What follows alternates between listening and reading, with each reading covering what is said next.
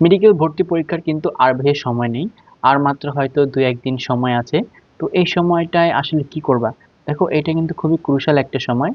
তো এই সময়টায় তোমাদের যা করা উচিত তা হচ্ছে সবার আগে তোমাদের যদি এখনো রিভিশনটা শেষ না হয়, রিভিশনটা কমপ্লিট করো। এট লিস্ট একবার তো শেষ হয়ে যাবে।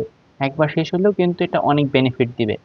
এরপর হচ্ছে এই সময়ে ভুলেও কেউ নতুন কোনো টপিক ধরবা না। নতুন সাম্প্রতিক ওইসব জিনিসও দেখার দরকার নেই যদি এটা অনেক সময় টময় খায়। তাই নতুন এক্সট্রা কোনো কিছু দরকার নেই। কারণ কোয়েশ্চেন কিন্তু হয়ে গেছে। কোয়েশ্চেন এমন না যে তোমাকে মানে আগের দিনই করবে সব লিখে লিখে দিবে। কোয়েশ্চেন এতদিনের মধ্যে হয়ে গেছে। এবং পরীক্ষার এই আগের সময় তোমাকে নিজেকে ভালোমতো ফিট থাকতে হবে।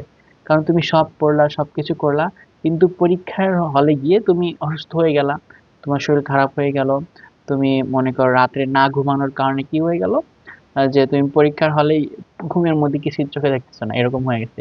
তো এরকম যাতে না হয়, তো এই কয়েক দুই একদিন তুমি কি করবা, অবশ্যই অবশ্যই ভালো মতো খাবার দাবার খাবা। ভারী খাবার একদমই খাবা না, বেশি তেল চর্বি খাবা না, কারণ এতে তোমার মনে করো গ্যাস্ট্রিকের ব্যথা, ডায়রিয়া এসব অনেক কিছু টিছু হইতে পারে ফুড পয়জনিং থেকে। তো এগুলো অ্যাভয়েড করার চেষ্টা করবা।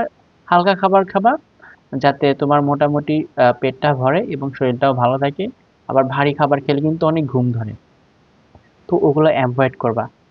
আর হচ্ছে এই সময় দেখবা যে অনেক অনলাইনে লাস্ট মোমেন্টের একটা রিভিশন ক্লাস ৩-৪ ঘন্টা এরকম অনেক কিছু বড় বড় কিছু দেয়।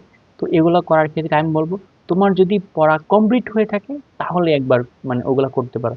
যদি তোমার পড়া এখনো কমপ্লিট না হয় তাহলে তুমি ওই তোমার পড়াটা রিভিশন দাও, এরপরে তুমি পরীক্ষা দিতে চাও, এই এখন আর তোমার নতুন করে সব ক্লাস টাস করে কোনো লাভ হবে না। মোস্ট ইম্পর্টেন্ট জিনিস সেটা হচ্ছে তোমার অ্যাডমিট কার্ড, এটা ভালো মতো ডাউনলোড করে প্রিন্ট করে নিয়ে আসো। তারপর তোমার সিট কোথায় পড়েছে এতদিনে অবশ্যই জেনে গেছো।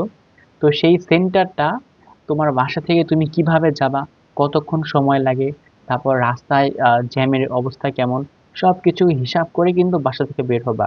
আমি বলি অ্যাটলিস্ট ১.৫ থেকে ২ ঘন্টা মনে করো যাতে সময় থাকে তোমার হলে পৌঁছানোর পরে, তোমার এত আগে যাওয়া উচিত।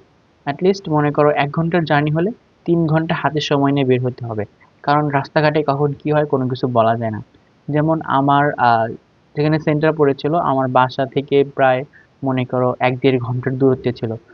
আমি আমার হাতে কিন্তু যথেষ্ট সময় ৩ সাড়ে ৩ ঘন্টার বেশি সময় নিয়ে বাইরে বের হয়েছিলাম, যাতে রাস্তার মধ্যে কোনো সমস্যা হলেও যাতে প্রবলেম না হয়, আমি যাতে ঠিকমতো পৌঁছাতে পারি। তো সেরকমই হয়েছিল। আমি গিয়ে বাস পাইনি ০.৫ ঘন্টা। তাও আমি কি করলাম যে না আমার হাতে এনাফ সময় নেই, আমি কিন্তু আমার সেন্টারে পৌঁছে পরীক্ষা দিতে পারছি। তাহলে অবশ্যই এই জিনিসটা করবা। তোমার সেন্টার কোথায় সেটা জানবা। আবার মনে করো বিভিন্ন শাখা থাকে একই নামে।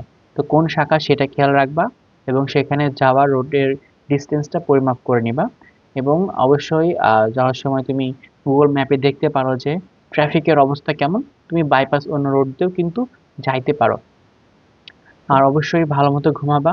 পরীক্ষার আগে ভালো একটা ঘুম দরকার, যদিও ঘুম এরকম আসবে না, তবুও ভালো মতো ঘুমাবা। ভালো একটা ঘুম হলে কিন্তু পরীক্ষার হলে মাথা ঠান্ডা রেখে লেখা যাবে। আর পরীক্ষার হলে সেন্টারে গিয়ে তোমাদের কি করা উচিত, ফার্স্ট অফ অল তোমার সিটটা খুঁজে বের করতে হবে। সিটটা খুঁজে বের করো। বের করার পর এখন তুমি ওয়াশরুমে গিয়ে তুমি একটু ফ্রেশ হয়ে নাও। কারণ পরীক্ষার মাঝখানে তখন যদি আবার এইসবের মনে করো প্রাকৃতিক ডাক দেয় তখন আবার আরেক সমস্যা। তখন ফোকাস করতে পারবে না ঠিক মতো। তাহলে ওই সকল কিছু ক্লিয়ার করে এরপর তুমি পরীক্ষায় বসো। আহ, অনেক মনে করো হার্টবিট বাড়বে, অনেক কিছু হবে, বাট এক্সামে স্টার্ট করো, কোনো কিছু হবে না। মনে করো এটা তুমি জাস্ট কোচিংয়ে একটা এক্সাম দিতেছো এরকম। আহ, যাও পরীক্ষা দাও, এক্সামটা সম্পূর্ণ শেষ করে চলে আসো। এবং রোল রেজিস্ট্রেশন এগুলো ভালো মতো ফিল আপ করবা, সিগনেচার গুলা করবা, শেষ। এই তো। আর যা হবার হবে, তোমার প্রিপারেশন অলমোস্ট নেওয়া শেষ। তোমার এতদিন যা পড়ছো এর উপরে ভিত্তি করে ইনশাল্লাহ তোমার একটা ভালো একটা রেজাল্ট হবে। So best of luck. তোমাদের সাথে আবার রেজাল্টের পরে দেখা হচ্ছে।